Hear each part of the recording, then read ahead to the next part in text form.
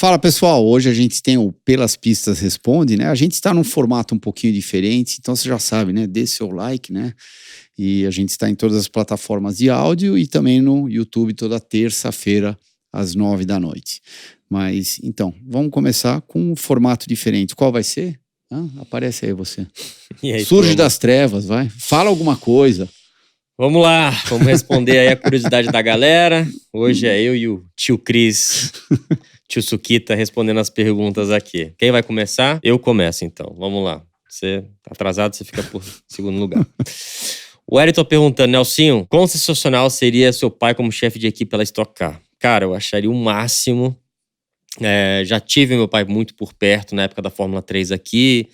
E, obviamente, trabalhar com familiar, né? Você já teve experiência, trabalhar com alguém, com família é muito legal. Lógico, tem seus prós e contras, mas, poxa, eu gostaria muito de poder passar o meu tempo com meu pai, que eu adoro passar, que hoje em dia é pouco, né? Só quando eu vou para Brasília, mas passar tempo com ele, fazendo algo que a gente ama, que é pilotando, estando na pista, seria maravilhoso, né?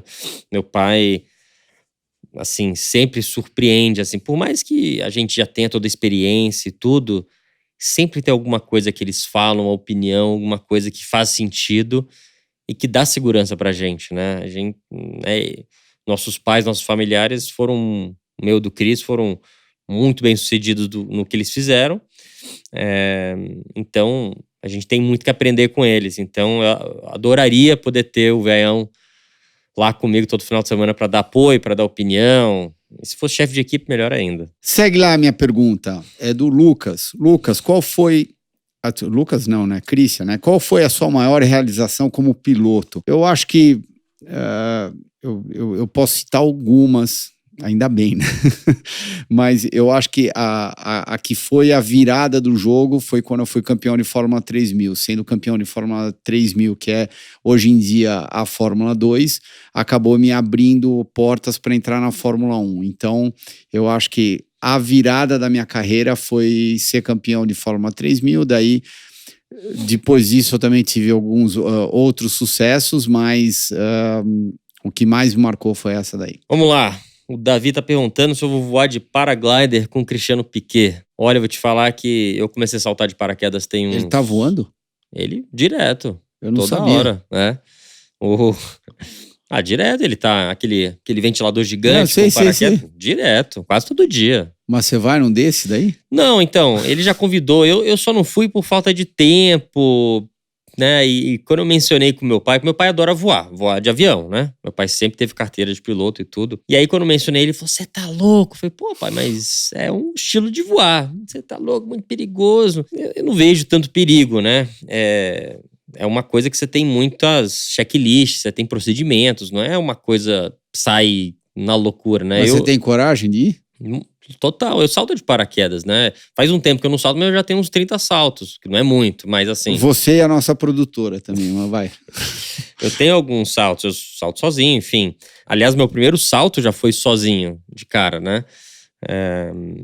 Mas sem entrar em muito detalhe, eu adoraria, eu acho muito legal você poder, você viaja, lógico, é uma mochila meio grande com um monte de coisa, mas eu já viajei com o Cristiano, que ele tava vindo, eu tava voltando dos Estados Unidos, ele tava vindo pra cá pra uma corrida de Porsche, e ele tava lá com a mala dele com as coisas, passou, a gente foi do aeroporto, a gente foi direto pro Velocitar, que ia ter corrida de Porsche lá, eu acho, e desmontou a mochilinha, meia hora, tava ali, correu, decolou, andou, é a mesma coisa você ter quase um helicóptero nas suas costas, entendeu? E você poder, eu acho muito legal, a sensação de voar é muito boa, né? Então, adoraria, cara, assim, meu pai tirou um pouco a benção aí de poder fazer isso, porque quando eu mencionei com ele odiou a ideia, mas eu gosto. Eu adoro saltar e poder literalmente voar, né? E se der alguma... Meu pai fala do perigo e tudo. Se você tem uma noção de vento, essas coisas, não tem problema. E outra, cara, parou o motor, você tá de paraquedas, pega e pousa em qualquer lugar, entendeu? Enfim. Mas boa pergunta, eu adoraria. Cristiano, ainda tá no nosso checklist aí, qualquer dia a gente vai. Velasquez. Christian, comenta um pouco como foi a sua conversa com Piero Martini após o acidente de Monza. Bom, ela não foi muito comprida, né? Ela foi muito pelo contrário, bem curta, né? Eu entrei no motorhome, daí eu dei de cara com ele e ele já veio com uma conversinha meio... Escuta, não sei o que aconteceu, isso, aquilo, começou a se explicar. Eu olhei para ele e falei assim, ó, Piero, lascia stare, tipo, deixa pra lá. Eu tô tão feliz de poder estar aqui, vivo, conversando com você, que o que aconteceu ou não aconteceu é completamente insignificante comparado com o resultado positivo que eu acabei tendo. Então, a conversa meio que se resumiu a isso. Eu virei as costas e fui embora e nunca mais tive que falar com ele. Eu acho que eu cruzei com ele uma vez, sei lá quantos anos depois, cumprimentei, e só, mais nada. Mas nunca mais toquei no assunto. Vamos lá, Zé Luiz tá perguntando o que eu acho do novo motor da Stock. Se vai tirar o brilho das corridas com menos barulho. Zé, eu acho que se os promotores fizeram um bom trabalho, né, que é o que interessa no final da história. Eu tô pegando como exemplo, eu tava na Argentina esse final de semana passado, correndo de TC2000 junto com a Stock, e eu vi o tanto de categorias que tem lá, o tanto que os fãs são apaixonados, e vamos ser bem sérios, a gente sabe da situação econômica da Argentina, o tanto que eles estão sofrendo, mas eles conseguem fazer o negócio funcionar, sabe? Os carros, tudo bem, são um pouco mais antigos, não tem os detalhes bem feitos igual os carros da Stock, não tem a engenharia tão evoluída igual a da Stock, só que eles têm as corridas, fazem as coisas, tem muita gente, e eu acho que a cultura do automobilismo na Argentina, e o Chris pode me corrigir se estiver errado, ela é forte porque os promotores fazem um bom trabalho e as pessoas durante aí quase 100 anos que a TC na Argentina é a categoria mais antiga do automobilismo do mundo, né? A turismo carreteira. Tá lá desde 1930, 20, uma loucura, assim. Eu achava que não fazia ideia. E assim, então os promotores, a categoria toda, você pega, se a gente fizer um balanço aí de percentual de futebol versus corrida na Argentina, é muito mais próximo que o Brasil. O Brasil, eu vou chutar aí, 95% futebol, 5% automobilismo, talvez, mais ou menos, se chutar aí da que as pessoas seguem, do que gostam, eu vou chutar que na Argentina deve ser 70% futebol, 30% automobilismo. Parece pequena a diferença, mas é gigantesca, assim. Então, no final, voltando à sua pergunta, os promotores no Brasil precisam fazer um trabalho melhor em ter fãs na pista, ter pessoas apoiando, porque quanto mais gente estarem nas pistas, quanto mais interesse do público, mais as montadoras vão querer investir, mais as categorias vão ficar fortes. Então não é barulho, ter mais barulho, ter menos barulho, isso não faz diferença nenhuma. É ter o autódromo cheio, ter grid cheio, ter corridas legais. Isso é o que importa no final do dia para ter sucesso. Tinham quantas pessoas esse final de semana em Buenos Aires? Não sei, mas o ingresso custava R$5. Então... Bom, a casa estava lotada, Lotado. Né? Lotado. Não, lotado, então devia ter no mínimo 60, 70 mil. Não, acho nem tanto, mas é porque o Buenos Aires tem aquela arquibancada da frente, Isso. Mas os mas desce a reta inteira, né? Não tem aquela... Que a Stock Car hoje em dia, não dizendo que tá errado, né? Ela é muito mais organizada. Você chega, se não tiver credencial, você não entra. Na Argentina, você vai entrando e daqui a pouco, teve uma hora que a gente tava fazendo debrief depois da corrida da Stock, eu tava fazendo a minha reunião pós-corrida, e quando eu saí da nossa salinha de engenharia, tinha 12 argentinos lá no meio. Eu falei, eu falei pro segurança do box, falei, cara, essas pessoas não estão aí. Eu falei, cara, não tem credencial, tira daqui, cara. Depois, sabe, depois some uma coisa, a gente não sabe porque tem um monte de gente que a gente não conhece aqui, sabe? Tudo bem, esse é um lado, não tô falando que tá certo, mas assim, eles são um pouco mais tranquilos nessa forma, mas isso, sei lá, gera interesse das pessoas estarem lá, né? Na Stock Car, se você não tiver aquela credencial que custa R$1.000, você não entra no box, e mesmo quando você tá no box, você pisa na linha, você leva uma bronca. É quase igual a Fórmula 1, entendeu? Então, sei lá, eu por mais que na Argentina seja mais desorganizado, você tem interesse de muito mais gente, eu sinto, entendeu? Tipo, é uma festa gigante, né? Coisa que no Brasil não vejo tanto. Pois é, pra quem não sabe, ó, ele acabou de voltar de Buenos Aires, troféuzinho não é meu, é dele.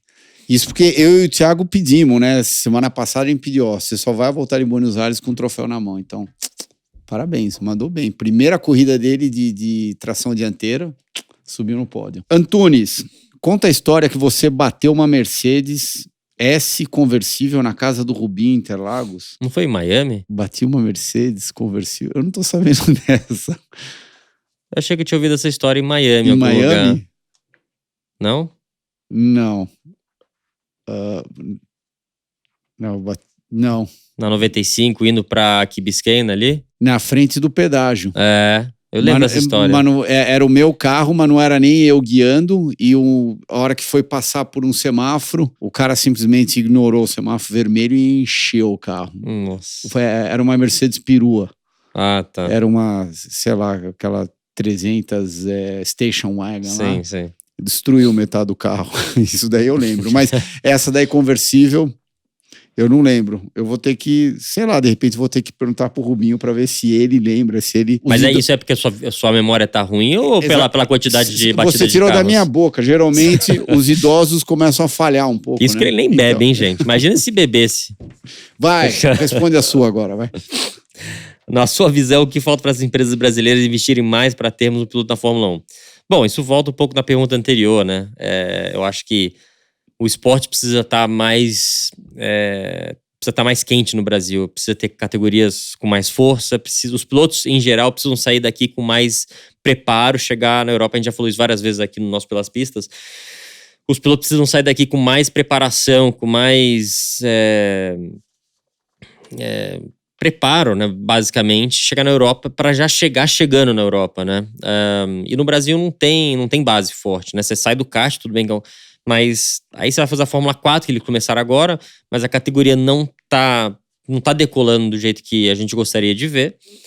Fórmula 3 que tinha na época, na sua e na minha, não tem mais aqui, então eu cheguei na Europa ganhando corrida, fazendo pódio, isso, aquilo, então já chegando a fazer uma impressão forte, que isso faz uma grande diferença. Eu, por exemplo, eu testei de Fórmula 1 no final do primeiro ano que eu cheguei na Europa. Então eu cheguei no meu primeiro ano de Fórmula 3, já me chamaram para fazer um teste de Fórmula 1. Você correu quantos anos de Fórmula 3? 2. Não, você correu 2? Não, um ano aqui e 2 lá. E 2 lá. Mas antes da Fórmula 3 você correu de alguma coisa? Não. Eu nem lembro. Tinha a Fórmula Chevrolet? Eu saí do kart direto pra Fórmula 3. E daí você fez uma temporada aqui? Eu fiz o finalzinho de um ano, só pra treinar, e aí eu ganhei a temporada inteira. Isso.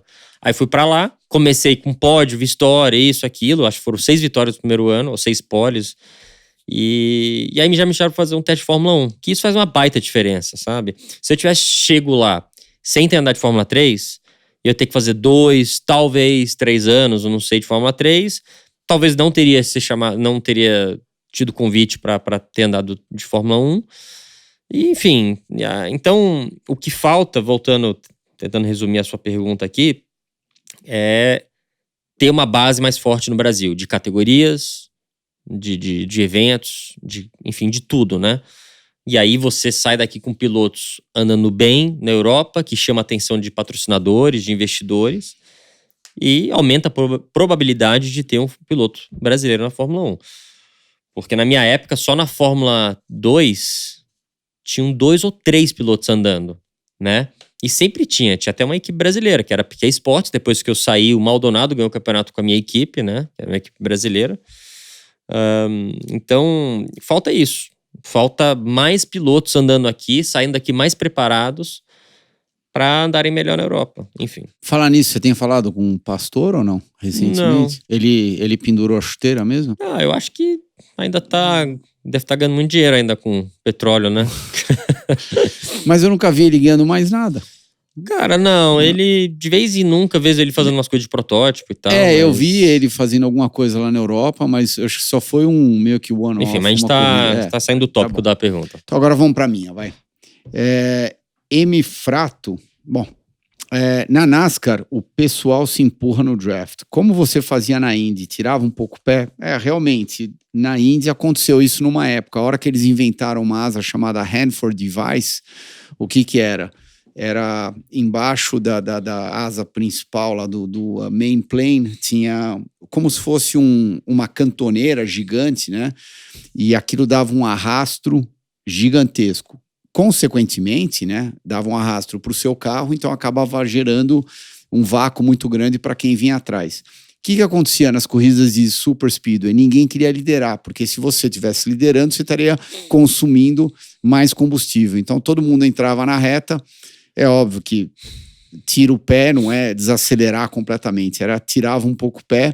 O carro que estava atrás, além de estar no teu vácuo, ele também se beneficiava dessa diferença quando você tirava o pé, então todo mundo ficava passando todo mundo. Tanto que no arco de uma corrida, às vezes a gente tinha mais de 150 mudanças pela liderança e, eu devo admitir, eram artificiais porque o carro da frente estava tirando o pé para justamente deixar quem estava atrás liderar, porque o grande segredo era você ficar andando no vácuo e tentar acertar o seu carro da melhor maneira possível, gastar menos combustível para quando você entrasse no último stint, você sabia que você não tinha que fazer mais nenhuma parada de box, o carro está 100% e você tinha todas as condições de poder lutar pela vitória. Vamos lá, o Eduardo tá perguntando qual que é o meu maior ídolo no automobilismo depois do meu pai. Você está olhando para ele. Aqui, ó. Aqui.